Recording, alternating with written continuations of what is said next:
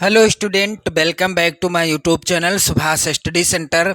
आज के इस वीडियो में मैं लेकर के आ चुका हूं आप सभी जितने भी मेरे प्यारे बच्चे कक्षा 10 में हैं, आप सभी के लिए अर्धवार्षिक परीक्षा के लिए हिंदी विषय का मॉडल पेपर। मेरे प्यारे बच्चों, अर्धवार्षिक परीक्षा में हिंदी विषय का पेपर सेम इसी पैटर्न का आएगा, पेपर सेम ऐसा ही आएगा। यह वायरल मॉडल पेपर है मेरे प्यारे बच्चों, सभी जगह इसी तरह का पेपर आएगा। तो आप लोग वीडियो को बिल्कुल कंप्लीट देखिएगा और इस मॉडल पेपर को मैं सॉल्व कराकर ही आपको बताऊंगा। तो मेरे प्यारे बच्चों, अर्धवार्षिक परीक्षाएं आपकी होनी है, इसलिए मैंने सोचा कि क्यों ना आपको अर्धवार्षिक परीक्षा के लिए भी मॉडल पेपर प्रोवाइड कराया जाए। तो हिंदी विषय का यह पहला मॉडल पेपर है मेरे प्यारे बच्चों। समय आपको 3 घंटे 15 मिनट का मिलेगा। पेपर में पेपर का पूर्णांक रहेगा 70 अंकों का। अब यहाँ पर निर्देश पहला है कि प्रारंभ के 15 मिनट आपको मिलेंगे प्रश्न पत्र पढ़ने के लिए। और मेरे प्यारे बच्चों, प्रश्न पत्र 2 खंडों में, खंड आ एवं खंड बा में विभाजित रहेगा। पेपर 2 खंडों में विभाजित रहेगा। प्रश्न पत्र के खंड आ में बहुविकल्पीय प्रश्न हैं, जिसमें सही विकल्प का चयन करके OMR शीट पर नीले अथवा काले बॉल पॉइंट पेन से सही विकल्प वाले गोले को पूर्ण रूप से काला करना है। यानी जो विकल्प सही होगा आपको OMR शीट में उसे काले पेन से गोला काला करिएगा, नीले पेन से ना करें तो ज़्यादा अच्छा है। काले पेन से यदि आप गोला काला करते हैं तो बहुत अच्छा रहेगा। अगला है निर्देश मेरे प्यारे बच्चों, खंड आ में बहुविकल्पी प्रश्न है तो प्रत्येक प्रश्न के लिए 1 अंक निर्धारित हैं। यानी खंड आ में 20 बहुविकल्पी प्रश्न आएंगे, प्रत्येक प्रश्न होगा 1 नंबर का और इस तरह से कुल 20 नंबर आपको मिल जाएंगे। और जब आप OMR शीट में सभी प्रश्नों का उत्तर सही और सही तरीके से भरोगे। खंड बा में 50 अंक के वर्णनात्मक प्रश्न दिए गए हैं। प्रत्येक प्रश्न के सम्मुख अंक भी दिए गए हैं कि कौन सा प्रश्न कितने अंक का है। चलिए मेरे प्यारे बच्चों, यहाँ पर आप लोग ध्यान दें। खंड यहाँ पर आ, प्रत्येक प्रश्न 1 अंक का है। बहुविकल्पी प्रश्न है, 20 नंबर का पूर्णांक रहेगा खंड आ का। चलिए इन सभी प्रश्नों को आप लोग रट लेना। ये प्रश्न वायरल प्रश्न हैं, आपकी बोर्ड परीक्षा में भी ये प्रश्न आ सकते हैं। वैसे तो अर्धवार्षिक परीक्षा में यही प्रश्न आएंगे, आप लोग जब पेपर देने जाओगे तो आप देख सकते हो। मेरे प्यारे बच्चों, पहला प्रश्न यहाँ पर है, चिंतामणि निबंध संग्रह है। तो चिंतामणि निबंध संग्रह किसके द्वारा लिखा गया है? इसका राइट आंसर होगा डी वाला ऑप्शन, रामचंद्र शुक्ल जी के द्वारा। मेरे प्यारे बच्चों, रामचंद्र शुक्ल जी के द्वारा रचित है चिंतामणि निबंध संग्रह। यदि प्रश्न आता है कि चिंतामणि जो है किस विधा की रचना है, तो यह निबंध विधा पर आधारित रचना है। चलिए मेरे प्यारे बच्चों, दूसरा प्रश्न यहाँ पर है, आकाशद्वीप और प्रतिध्वनि किस विधा की रचना है? तो आकाशद्वीप और प्रतिध्वनि मेरे प्यारे बच्चों बी वाला ऑप्शन सही होगा, कहानी विधा पर आधारित रचनाएं हैं। क्योंकि ये जो रचनाएं हैं जयशंकर प्रसाद जी की रचनाएं हैं, आकाशदीप और प्रतिध्वनि। अगला है प्रश्न, ठूठा आम किसकी रचना है? मेरे प्यारे बच्चों, ठूठा आम किसकी रचना है? यहाँ पर आप सभी लोग ध्यान देंगे। ठूठा आम के लेखक कौन है? मेरे प्यारे बच्चों, यहाँ पर राइट आंसर हो जाएगा डी वाला ऑप्शन, भगवत शरण उपाध्याय जी ठूठा आम के लेखक हैं। कौन है लेखक? भगवत शरण उपाध्याय जी हैं। अगला है प्रश्न, आप लोग ध्यान दीजिएगा और मैं आपको बता देना चाहता हूं कि ठूठा आम जो रचना है यह किस विधा पर आधारित है? तो मेरे प्यारे बच्चों, यह निबंध विधा पर आधारित रचना है। किस विधा पर? निबंध विधा पर आधारित रचना है। चलिए मेरे प्यारे बच्चों, अगला प्रश्न यहाँ पर है, अपनी खबर किस विधा की रचना है? अपनी खबर किस विधा की रचना है? यहाँ पर राइट आंसर क्या हो जाएगा? अपनी खबर मेरे प्यारे बच्चों आत्मकथा, यहाँ पर डी वाला विकल्प सही होगा, आत्मकथा विधा पर आधारित रचना है। और मेरे प्यारे बच्चों, अपनी खबर के लेखक कौन हैं? पांडे बेचन शर्मा उग्र, पांडे बेचन शर्मा उग्र जी हैं अपनी खबर के लेखक।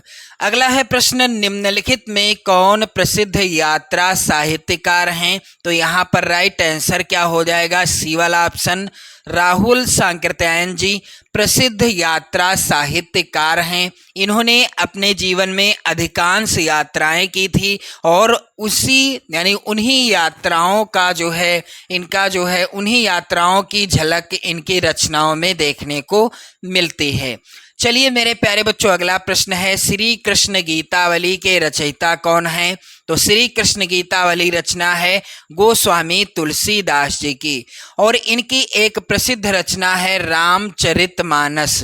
रामचरितमानस में कुल कितने कांड हैं? कभी प्रश्न आ सकता है आपकी बोर्ड परीक्षा में या अर्धवार्षिक परीक्षा में, तो आप लोग जो है कमेंट करके बताओ मेरे प्यारे बच्चों कि रामचरितमानस में कुल कितने कांड हैं। अगला है प्रश्न, रीतकाल के वीर रस के प्रसिद्ध, आप लोग ध्यान देंगे, रीतकाल के वीर रस के प्रसिद्ध कवि कौन हैं? तो रीतकाल के वीर रस के प्रसिद्ध रसी हैं कवि हैं मेरे प्यारे बच्चों, बी वाला ऑप्शन, महाकवि भूषण। इनकी रचना का नाम क्या है? छत्रसाल दशक। आप लोग ध्यान दें, छत्रसाल दशक, जो कि महाकवि भूषण की रचना है। मेरे प्यारे बच्चों, यहाँ पर आप देख पा रहे होंगे दूसरा प्रश्न, छायावाद की मुख्य विशेषता क्या है? तो छायावाद की मुख्य विशेषता इनमें से कौन सी है? राइट आंसर हो जाएगा यहाँ पर सी वाला विकल्प, प्रकृति का मानवीकरण छायावाद की मुख्य विशेषता है। मेरे प्यारे बच्चों, आप लोग वीडियो को शेयर कर देना और ये सभी वायरल प्रश्न हैं, आपकी अर्धवार्षिक परीक्षा में जरूर आएंगे, इसलिए आप लोग इन सभी प्रश्नों को जरूर तैयार कर लीजिएगा। मेरे प्यारे बच्चों, अगला यहाँ पर प्रश्न आप लोग देख पा रहे होंगे, तार सप्तक का प्रकाशन वर्ष क्या है? तो तार सप्तक सन 1943 ईस्वी, सी वाला विकल्प सही होगा। सन 1943 ईस्वी में संपादित किया गया था, किसके द्वारा? सच्चिदानंद हीरानंद वात्स्यायन अज्ञे जी के द्वारा। यानी तार सप्तक का प्रकाशन अज्ञे जी ने किया था, संपादन किसने किया था? अज्ञे जी ने, सन 1943 में। मेरे प्यारे बच्चों, अगला प्रश्न यहाँ पर प्रश्न संख्या 10 है, आधुनिक काल की समय सीमा, आधुनिक काल की समय सीमा क्या है या कालावधि क्या है? तो मेरे प्यारे बच्चों, इस प्रश्न के विकल्प यहाँ पर आप लोग ध्यान दीजिएगा। आधुनिक काल की समय सीमा क्या है? इस प्रश्न का उत्तर क्या हो जाएगा? सन 1843 से, कब से? सन 1843 ईस्वी से अब तक का समय आधुनिक काल के अंतर्गत आता है। सन 1800, डी वाला ऑप्शन सही होगा। आधुनिक काल की समय सीमा है सन 1843 से अब तक। प्रश्न अगला है यहाँ पर प्रश्न संख्या 11 मेरे प्यारे बच्चों, मणि खोए भुजंग सी जननी फन सा पटक रही थी शीस, अंधी आज बनाकर मुझको किया न्याय तुमने जगदीश। मेरे प्यारे बच्चों, प्रश्न है कि इन पंक्तियों में रस कौन सा है? तो मैं आपको इसके पीछे की छोटी सी घटना बता दूं। एक बार क्या होता है, जब राजा दशरथ शिकार खेलने के लिए जाते हैं और वह अपने शब्द भेदी बाण के द्वारा गलती से श्रवण कुमार का वध कर देते हैं और जब श्रवण कुमार की मृत्यु हो जाती है, उनके माता पिता को पता चलता है कि मेरे पुत्र अर्थात श्रवण कुमार की मृत्यु हो गई है, तो वह उसी प्रकार से तड़पने लगते हैं, विलाप करने लगते हैं जिस प्रकार से मणि खोए भुजंग सी जननी, जिस प्रकार से कोई सर्प यदि उसकी जो है मणि खो जाती है, उसी प्रकार से श्रवण कुमार की माताजी फन सा पटक रही थी शीस, जिस प्रकार से किसी सर्प की मणि खो जाती है तो वह क्या करते हैं, वह क्या करता है, फन के समान, यानी वह अपना फन पटक पटक कर अपने प्राणों को त्याग देता है। उसी प्रकार से श्रवण कुमार की माताजी और उनके पिता क्या कहते हैं, वह भी सर पटक रहे हैं, अंधी आज बनाकर मुझको किया न्याय तुमने जगदीश। वह कहते हैं दोनों कि आज तुमने हमें और भी अंधा बना दिया, क्योंकि हम पहले से तो अंधे थे ही। अब क्या हुआ, जो हमारा एकमात्र पुत्र अर्थात जो श्रवण कुमार थे उनका भी वध हो गया। तो आपने क्या किया है, हमारे साथ अन्याय किया है। ईश्वर से कहते हैं कि आपने अन्याय किया है। तो यहाँ पर मेरे प्यारे बच्चों रस आपको अच्छे से पता चल गया होगा कि कौन सा रस है। यहाँ पर करुण रस है। करुण रस का स्थायी भाव क्या होता है, चलिए मैं आपको बता दूं। यहाँ पर करुण रस का स्थायी भाव शोक होता है, हास्य रस का स्थायी भाव हास होता है, वीर रस का स्थायी भाव उत्साह होता है, और मेरे प्यारे बच्चों विभत्स रस का स्थायी भाव क्या होता है, यहाँ पर आप लोग ध्यान दीजिएगा, जुगुप्सा। यहाँ पर जुगुप्सा होगा, जुगुप्सा होता है विभत्स रस का स्थायी भाव। चलिए अगला प्रश्न है, चरण कमल बंदो हरिराई, उपर्युक्त पंक्ति में अलंकार कौन सा है। तो यहाँ पर ऑप्शन कौन सा सही हो जाएगा, बी वाला ऑप्शन रूपक अलंकार है। सममात्रिक छंद कौन सा है, इनमें से सममात्रिक छंद कौन सा है, यहाँ पर सी वाला ऑप्शन सही होगा, सोरठा। मेरे प्यारे बच्चों सोरठा के पहले और तीसरे चरण में मात्राएं कितनी होती हैं, यहाँ पर आप लोग ध्यान दें, 11 मात्राएं होती हैं। सोरठा के दूसरे और चौथे चरण में 13 मात्राएं होती हैं। तो सोरठा कैसा छंद है, सममात्रिक छंद है। अगला प्रश्न है, पर्यावरण शब्द में प्रयुक्त उपसर्ग कौन सा है। तो पर्यावरण में मेरे प्यारे बच्चों परि उपसर्ग प्रयुक्त हुआ है, यानी प्रयोग में लाया गया है। यहाँ पर सी वाला ऑप्शन सही होगा।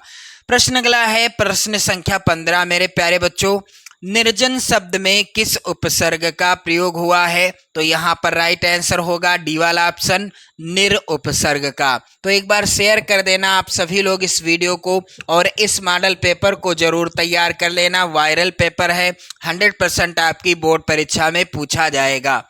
मेरे प्यारे बच्चों यहाँ पर प्रश्न संख्या 16 है, हानि लाभ में समास कौन सा है। तो मैं आपको बता देना चाहता हूं, जहां पर पहला पद और दूसरा पद, पहला पद क्या है, यहाँ पर हानि है, और दूसरा पद क्या है, लाभ है। तो जहां पर पहले पद की और दूसरे पद की दोनों की क्या होती है, प्रधानता होती है, या दोनों को बराबर समझा जाता है, दोनों की बराबर वैल्यू होती है, वहां पर होता है द्वंद्व समास। सी वाला ऑप्शन सही होगा। और जब यहाँ पर इनका समास हुआ है तो क्या हो गया है, और विभक्ति का लोप हो गया है, और जब विग्रह होगा तो क्या हो जाएगा, हानि और लाभ हो जाएगा। क्लियर हो गया ना। तो मेरे प्यारे बच्चों आप लोग ध्यान दें। अगला प्रश्न, सूरज का तत्सम रूप क्या है। सूरज का तत्सम रूप क्या हो जाएगा, सूर्य हो जाएगा। डी वाला ऑप्शन सही होगा। अगला है प्रश्न, तद पुल्लिंग शब्द का चतुर्थी विभक्ति एक वचन में रूप क्या होगा। तो यहाँ पर मेरे प्यारे बच्चों हो जाएगा तस्मै। सी वाला ऑप्शन सही। प्रश्न अगला है प्रश्न संख्या 19, वह जाता है वाक्य है। तो वह जाता है किस प्रकार का वाक्य है, वह जाता है एक सरल वाक्य है। बी वाला ऑप्शन सही होगा। मेरे प्यारे बच्चों, शिक्षक कक्षा में छात्र से पढ़वाता है, इस वाक्य में कौन सी क्रिया है। तो यहाँ पर आप लोग ध्यान दें, इस वाक्य में कौन सी क्रिया है। यहाँ पर राइट आंसर क्या हो जाएगा, यहाँ पर है बी वाला ऑप्शन, प्रेरणार्थक क्रिया।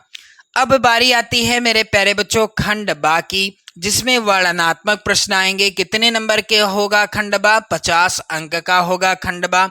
अब यहाँ पर चलिए पहला प्रश्न आप लोग देख पा रहे होंगे, निम्नलिखित गद्यांश पर आधारित 3 प्रश्नों के उत्तर दीजिए। गद्यांश वेरी इंपॉर्टेंट है आपकी अर्धवार्षिक और वार्षिक यानी बोर्ड परीक्षा के लिए भी।